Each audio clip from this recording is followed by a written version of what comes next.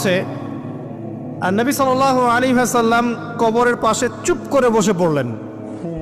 তার বসা দেখা দেখি বাকি সাহাবীরাও তাকে ঘিরে গোল করে বসে পড়লেন। তারা বলছেন আমরা এমনভাবে এখানে বসেছিলাম যেন আমাদের মাথার উপরে পাখি এসে বসতে পারে, চুপচাপ, কোনো নড়াচড়া নাই।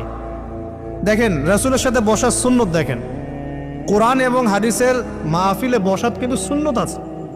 এখানে বসে দুনিয়াবি এত গল্পগুজব করা যাবে না, এই মোবাইল টোবাইল হাবিজাবি নিয়ে এত ব্যস্ত থাকা যাবে না, দিলের কান দিয়ে শুনতে হবে, ঠিক আছে? আদব আছে, না হলে কথা আপনার উপর তাসির করবে না। তারা এমনভাবে বসেছিলেন যেন মাথার উপরে পাখি বসতে পারে, সুবহানাল্লাহ। এবার নবী করিম সাল্লাল্লাহু আলাইহি ওয়াসাল্লাম বলছেন যে যখন মাইয়েতকে কবরে শোয়ানো হয় তখন সে তাকে